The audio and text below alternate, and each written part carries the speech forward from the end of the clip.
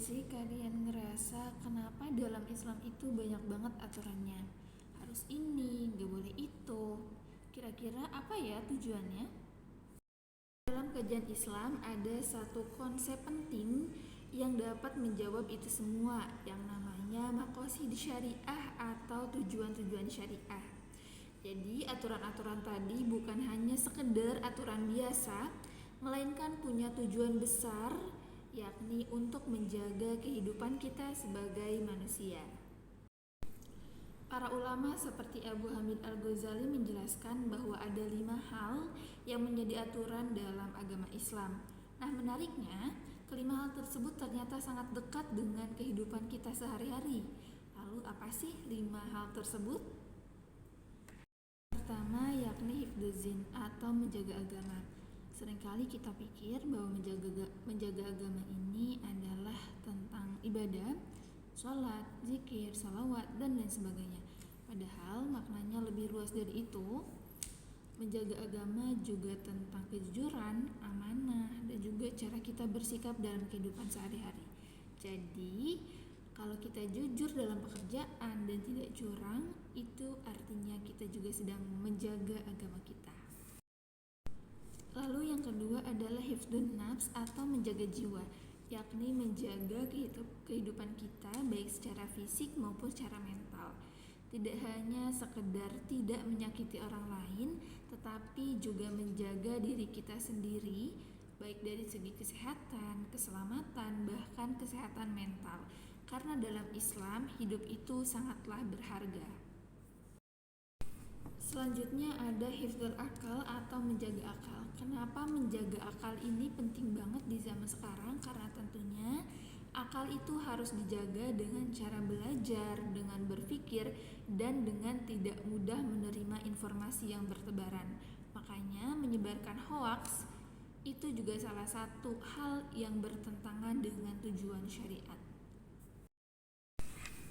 Lalu yang keempat ada hifdzun nasal atau menjaga keturunan. Menjaga keturunan ini penting karena bukan hanya soal punya anak, tetapi juga memastikan bagaimana generasi selanjutnya bisa tumbuh dengan baik. Misalnya menjaga pergaulan, membangun pola keluarga yang sehat, memberikan pendidikan yang terbaik untuk anak. Ini penting karena sejatinya masa depan masyarakat ada di tangan generasi selanjutnya. Lalu yang terakhir adalah hifdzul mal atau menjaga harta.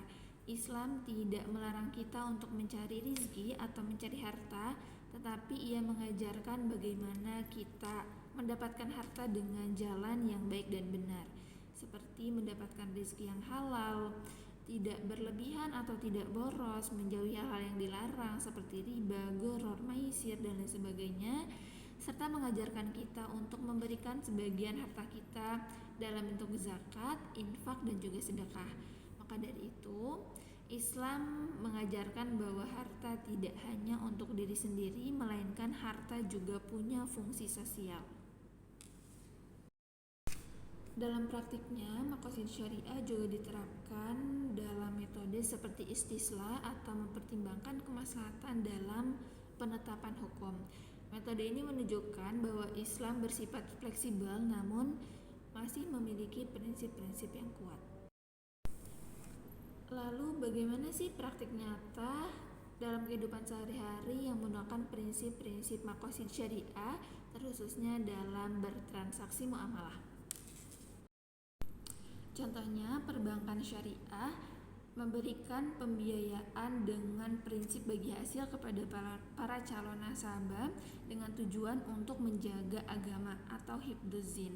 Apabila para calon nasabah tidak mendapatkan pembiayaan dengan prinsip bagi hasil, maka kemungkinan besar mereka akan terjerumus ke dalam praktik riba karena bertransaksi di bank konvensional.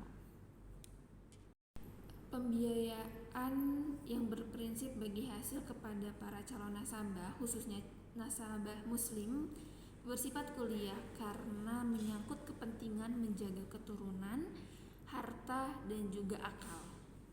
Karena sejatinya amalan atau pekerjaan yang ditempuh dengan proses dan juga jalan yang baik untuk memenuhi kebutuhan diri sendiri dan keluarga akan menghasilkan atau berdampak baik pula kepada diri dan juga keturunannya.